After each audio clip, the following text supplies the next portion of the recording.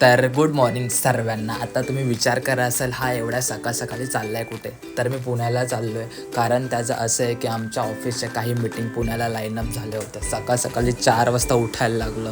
हा माझा मित्र आला आणि आमची गाडी तिथे पार्क केलीच होती. गाडीमध्ये बसताना मला एवढी झोप आलेली ना, मी तर विचार केला तर झोपूनच घेतो.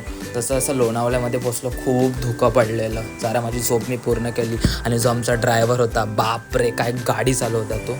आम्ही हॉटेलमध्ये चेकिंग केलं आणि ह्या मॅडम हसतायत का, कारण की आम्ही वेगळ्या रूममध्ये घुसलो. सकाळीचा ब्रेकफास्ट आम्ही केला, खूप ताणून गेला, कारण की काम पण तेवढंच होतं.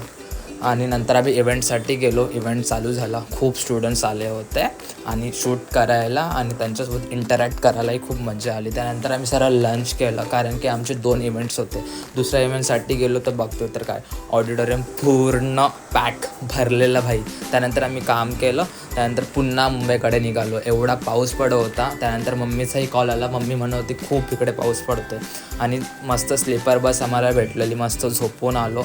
बस जरा फिलअपसाठी थांबली आणि त्यानंतर मी जरा बसमधले तुम्हाला दाखवण्यासाठी काही शॉर्ट्स घेतले.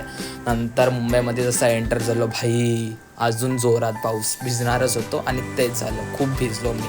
Bye guys, take care.